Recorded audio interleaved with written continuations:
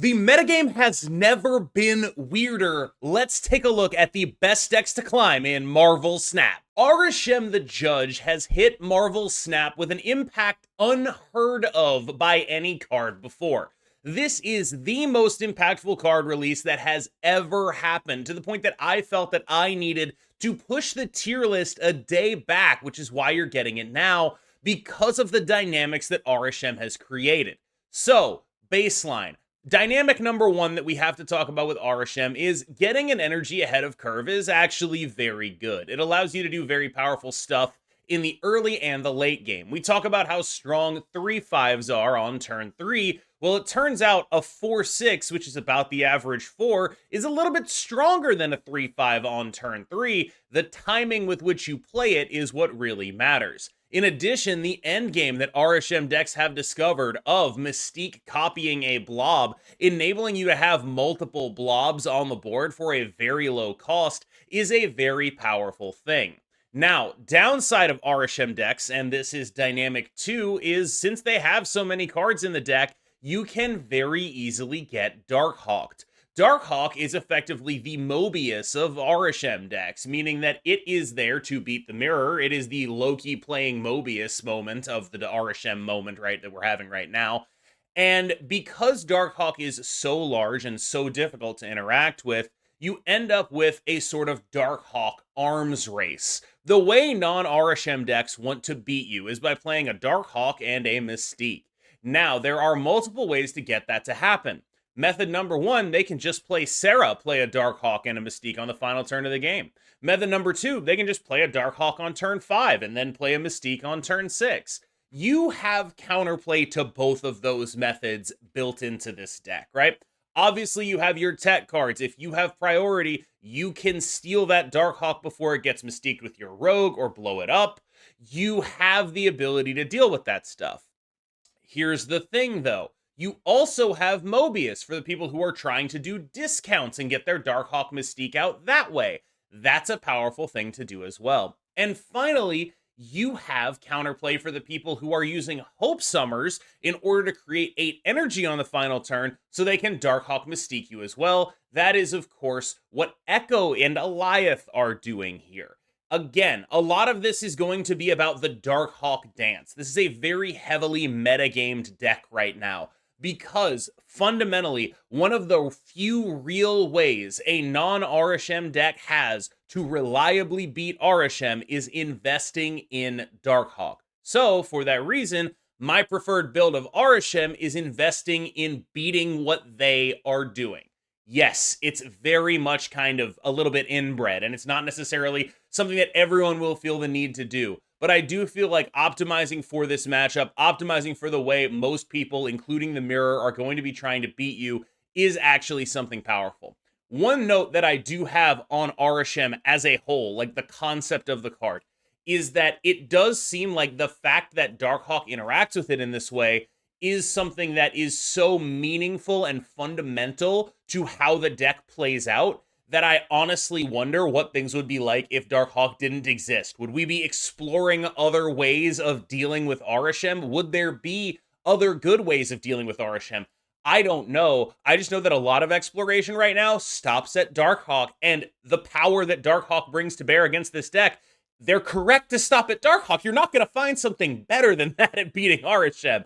Figuring out how Arishem can exist into Darkhawk is like actually the struggle here, and I do think that this list has dealt with that issue as good as any list possibly can. Now we are going to enter what I like to refer to as the counter zone. Since Arishem is such a big portion of the metagame, we end up in a situation where a lot of decks are going to be built specifically to deal with that. And what that means is you're going to see a lot of Darkhawk as a tech card right now. And that's what this list is doing. It's just running Darkhawk as a tech card. We have our Darkhawk Mystique. We have our Hope Summers. It is taking the least of interruptible path towards playing Darkhawk and Mystique on the final turn of the game, which is to say, it is attempting to play 8 energy Darkhawk Mystique or 7 energy with a Ravona, but that can be disrupted by a Mobius, right? So the way this deck is looking to beat Arishem is Darkhawk Mystique, and the way it's looking to play into every other matchup is exactly how it used to play, just with a little bit lower power level overall, because we're giving up things like Sasquatch, which was a reliable 10, for Darkhawk, which in a non-Arishem decks is not really a reasonable card to be playing when you don't have the support of the rocks that you are typically bringing to bear in a normal Darkhawk deck. So this deck is just a very heavily metagamed list. It is just, we take the best deck from the previous metagame and we put in Mobius, we put in Darkhawk, we put in Mystique, and we put in Hope Summers in order to enable the Darkhawk Mystique with as little counterplay as possible. Lists like this are why I think the Echo and the Eliath are so important in the Arishem deck, because if you don't have those cards, you are simply not beating that final turn Darkhawk Mystique unless you are doing like 3 blobs somehow. Bloki is my chosen variant of Loki for the moment. I do think that there are other variants that have like reasonably powerful statistics that I'm looking at and I'm like, okay, that's interesting. But I will say that Bloki right now seems to lean on Loki the best. And the reason Loki is a good card against Arishem is the same reason it's a good card against a ramp deck, the same reason it was a good card against Thanos. The Arishem decks are full of high impact cards that you are looking to play at a like technically below rate level. Like you get to play your 6-drop on 5 because you have extra energy. Loki taps into that same thing, but also almost every Arishem deck right now is playing stuff to beat the mirror because it's so common, meaning they're playing their own counters in their deck. So you end up in a situation where you're playing against an Arishem deck, you get their Darkhawk, it's just way better for you, right? Downside, of course, you're playing against an Arishem deck, you get their Blob, it's way worse for you. So there's asymmetry going both for and against you here, but generally speaking, Loki has been one of the more reliable ways to beat Arishem. One interesting thing to consider is what happens when Arishem decks aren't teching for the mirror. Will Loki become a much worse card into them? I honestly think the answer is going to be yes, right? When you get down to it, when the Thanos Loki matchup was very pro Loki, that was before Blob. And after Blob came out, after it was more of a lockjaw deck, after there was more asymmetry in being able to use the cards in the Thanos deck, Thanos got better and better into Loki. Right now, there is a lot of symmetry in how both players can use the cards in the Arishem deck. In fact, some of that is even weighted towards the person getting the cards, the Loki player. And so outside of Blob, basically every card in the Arishem deck is better for the Loki player than it is for the Arishem player. As the metagame evolves, I think it is possible that Loki becomes less of a counter to Arishem as other decks rise up and are able to be reasonable decks. Right now, Loki, I do consider it a counter to Arishem. Blink and Quinjet make it even more of a counter to Arishem because you're always Lokiing, you're always getting multiple discounts. It's a very, very powerful strategy to have access to. The deck is quite strong and will do what it has always done, which is deal with big ramp decks. The Dagger package was popularized in Clog decks by Husky Puppies, who was a decent portion of the sample size that people are seeing that gives it a good win rate on Untapped. It gradually got out to the larger populace. I believe TLSG made a video on it after seeing it on Untapped. I'm not positive, but I believe so. And it is a powerful, reasonable option in a metagame full of Arishem, full of these other decks, because one of the things that was holding Clog back in previous metagames was the vast prevalence of things like Nocturne, things like Jeff, things like Kitty Pryde, that took your like relatively fairly symmetrical Clog effects that were like pretty reliant on like actually clogging something up and made it like, oh, you didn't actually clog that up at all. I have a bunch of stuff that makes it impossible for you to clog me up. That stuff is so much less common. So Clog is a much more reliable method of doing what it does against Arishem, because Arishem just isn't running that stuff. No one's playing Kitty Pryde Arishem, and even if they did, they wouldn't draw it as much as the Kitty Pryde normal decks would. So you end up in these situations where this deck ends up being a better matchup into Arishem than you would think. But the real thing that's keeping this deck going is just, it's a Shang-Chi deck that like reliably draws Shang-Chi. And so you end up in these spots where it's like, okay, this is just a very, very good thing to do against Arishem. Shang-Chi is absolutely goated in those matchups. And so you have these multiple ways of like just guaranteeing a one lane. You have your Shang-Chi, you have your dagger stuff. She can get enormously large. You have a bunch of weird things you can do with like Darkhawk and then move it out with a Ghost Spider.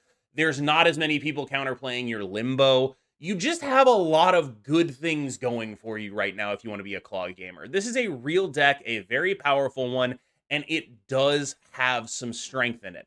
One note I do have, though, is I do think that there's like a little bit of like over-indexing for the dagger stuff, because when you look at what's in this deck and you look at what's not in this deck, like the dagger stuff is replacing some genuinely valuable cards, Sage, Shadow King, and I think that it would be the things that come out for those valuable cards, right? Like if you find yourself in a situation where you're like, this is kind of gimmicky, the replacements are there, Sage, Shadow King, Nebula, right? Like it's pretty straightforward what you can replace this stuff with. And I do think that, the dagger stuff, it's cool, it's tricky, it's unique. I'm not sure how much of an upgrade it is over that stuff, especially given how good Shadow King can be right now. But it is powerful, tricky, and unique, and that does make it have some extra cube value. It's very hard to counterplay a dagger of like impossible size. It's just hard to deal with, right? It's not a thing people are thinking a lot about, where it's like, oh, okay, they're gonna Shang-Chi one lane and then dagger Ghost Spider another, and it's like that's really strong. Like that is a really strong thing to do. Dropping 14 power in a lane while you Shang-Chi another is actually the kind of thing that's gonna win a bunch of games. And so you end up in a spot where you're looking at it and you're just like, oh, okay, I get it. It's very powerful, and it's something people won't play around, and you have these other uses for your cards. But fundamentally what's happening here is this is a deck that runs Shang-Chi and has an extra turn to draw it, and Shang-Chi is really good right now. I wanted to talk about a couple alts on those three like pillars of the Anti-Arishem metagame. This is Yo Woody's version of the Darkhawk list, and I think that right now, this is the kind of list that I would want to be good, but right now it's just not good enough because it invests more heavily in actually running the Darkhawk package, and frankly, the Darkhawk package isn't very good right now. We're running Darkhawk to beat Arishem, and that's it, and trying to make it good in other matchups, it felt like it wasn't worth it to me compared to just being a Mystique, a Mysterio and Mockingbird deck just felt stronger than running this Darkhawk package and actually committing to the bit. I realize how backwards that is. Like, it's totally backwards that this deck feels weaker than the one that's just running Darkhawk as a tech card, but that's Arishem's fault. I saw this deck have some great stats on Untapped, and it's obviously very appealing to me. I've started to refer to Darkhawk Loki decks as abominations, the abomination, etc., etc. This one actually reminds me a lot of a deck that Sizer was playing a few months ago. And so I put it on here because I actually do like where it's going. One of the things that I've noticed about like the Darkhawk type stuff is like you end up in these spots against these Arishem decks where it's like, okay, I have priority in a Darkhawk, but they're definitely going to blow it up. And what I like about this deck is that it has Juggernaut and it has Cosmo to just sort of entirely stop that from happening, right? Like, oh, they're going to blow up my Darkhawk. They're not. They're not going to blow up my Darkhawk because I Cosmo'd that lane, because I Juggernauted that lane.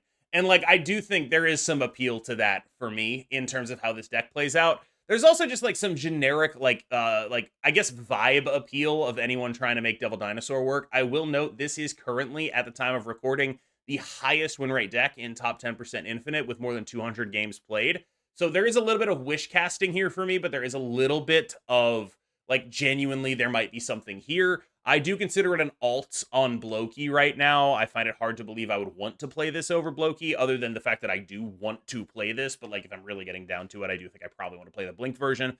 I just wanted to throw it out there to let you know that, hey, even the Loki decks can run Darkhawk now. That's just where we're at. All right, so let's move on to some combo decks. Phoenix Force is actually pretty decent into this Arishem stuff, unless they're super popping off. One of the things that seems really impactful to me in my matchups with like Phoenix Force against Arishem is just how big are their blobs. I know this sounds like a ridiculous thing to say, but I feel like Arishem blobs, and I have no mathematical proof of this at all, but Arishem blobs are bigger than Thanos blobs, and I don't know why. I think it's just because Thanos has a bunch of stones in the deck, maybe? But I've seen so many more, like, big blobs coming out of Arishem, whereas, like, typically I would expect him to mostly be 15. I feel like I'm mostly expecting, like, 19 out of, like, an Arishem blob. I have, like, 20s and stuff. Like, it's weird. I know it's a weird thing. I don't think there's any mathematical basis for this, but I do feel intuitively that the blobs in an Arishem deck are bigger than the blobs that any other deck plays, which is really just saying Thanos blobs, right? And that means that there is a little bit of a wrinkle for a Phoenix Force deck or a Shuri Nimrod deck, right? Because these are decks that have very limited amounts of total points. Their goal is usually to get to like 30-something points in a lane, which is typically too much for a normal deck to beat. And it can be too much for an Arishem deck to beat, except sometimes an Arishem gets a blob that's like 27, and then suddenly you're looking at that lane and you're like, I can't beat that lane. And so you end up in this weird, like Phoenix Force is a combo deck in the sense that it is, like Hela, predicated on going just a little bit taller than the tallest normal deck, right? And that is the optimal way to play a combo deck. You don't want to be invested in going, 5,000 points taller than your opponent, but it's like very rare for that to happen, because you want to have the best possible confluence of enough power to win the game and happens a lot, right? And so you end up in this situation where like Phoenix Force generally will have enough power to win the game, and it'll happen a decent amount, but it's like, okay, I played Shuri Nimrod. I now have these double destroys. What lanes am I putting my power in here, and can they beat that power in those lanes? And so you end up in these very odd, awkward situations, regardless of if you did the Phoenix Force thing or the Shuri Nimrod thing. Whichever one of them you did, you kind of sit there looking like, do I have enough a lot? And most of the time you do, but it is actually kind of cutting it close some of the time, genuinely.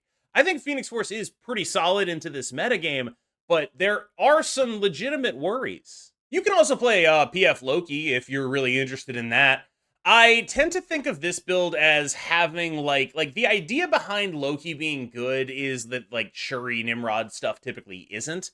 And I don't think that holds up in a metagame like this. Like when Loki is good, it's because of that. Right now, I kind of think that Shuri Nimrod stuff is also good, and so I don't really have a preference between these two. If I did, I would say I'd lean it a little bit to the Shuri Nimrod one. But there is something to be said for just being like, it's an Arishem deck. I have 2 things I can play on turn 4 that instantly win the game, right? That's meaningful to me. This feels like very super metagamey choice where you're just like, I want to have as many options to beat Arishem as I possibly can. I am trying to make that happen.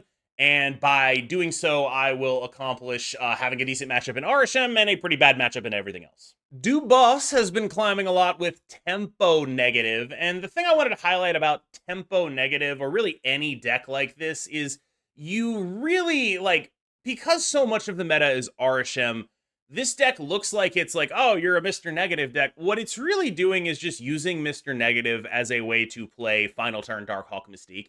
And you can see that, right? Like, this is another deck with Hope Summers in it. Boss is one of few players who is as in love with Hope Summers into Darkhawk Mystique in this metagame as I am, because it's just very difficult for Arishem decks to, reasonably deal with that unless they're playing literally the Arishem deck that I highlighted in this video, which is specifically teched to be able to deal with as much of that as possible. Most of the time, being able to Hope Summers into Darkhawk Mystique is something they're just not prepared to interact with in a meaningful way. And this deck is attempting to leverage that. It's also just being like, oh, check out all my stuff that I'm getting, right? I have, Mystique, Iron Man, Sage.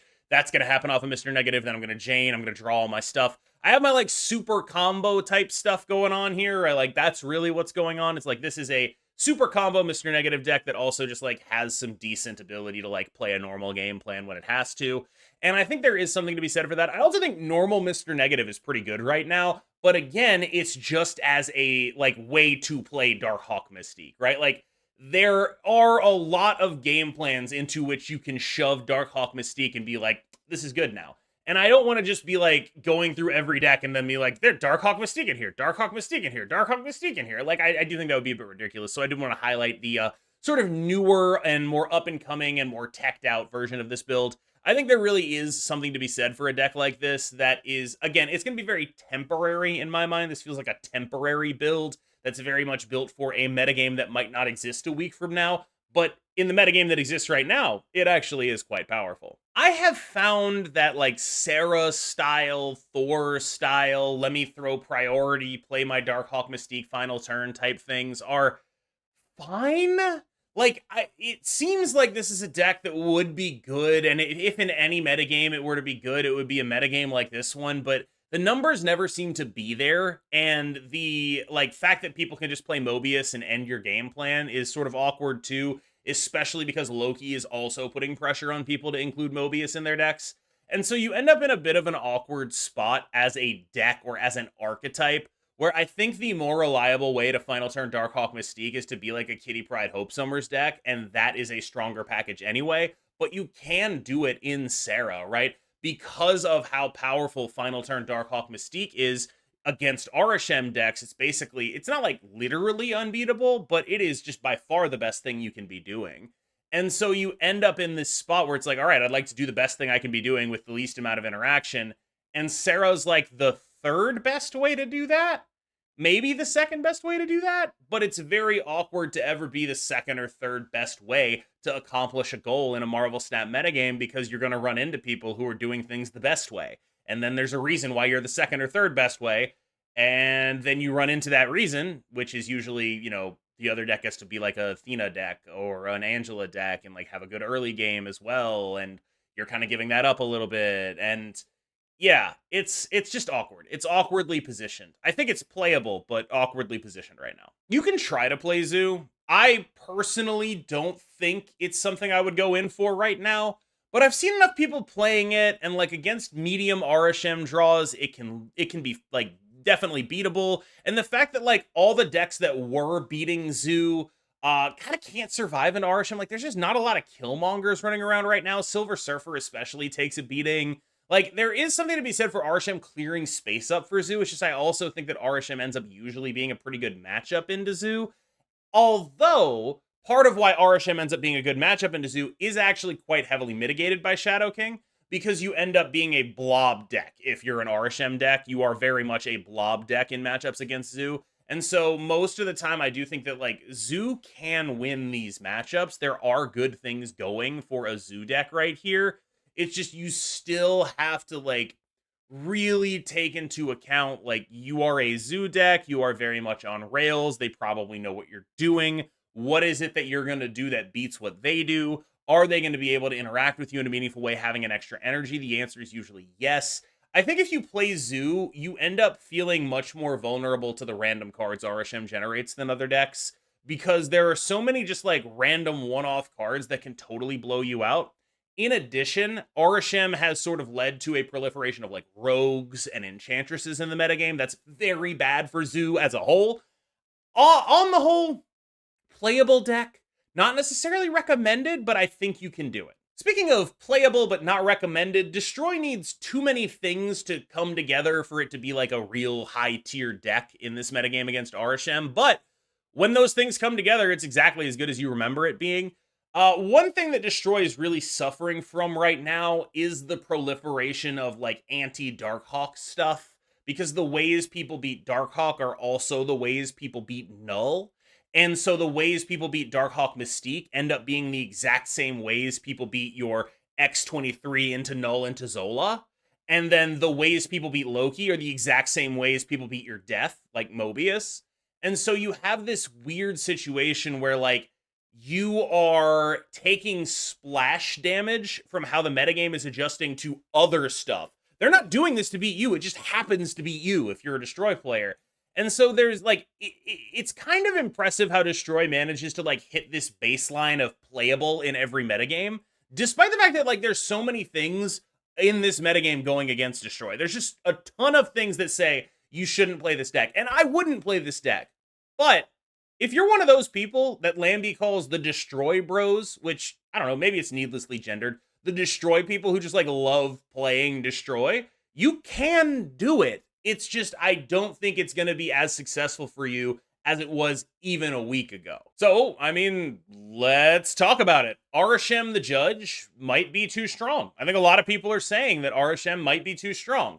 My personal instinct is that I would have them hold off on any changes to this card until after Cassandra Nova releases, because I find it very hard to imagine any Arishem deck surviving First Contact with a deck that runs both Cassandra Nova and Darkhawk. Just doesn't seem very possible. Like, you have a possible play of, like, turn 3 Cassandra Nova for, like, 19.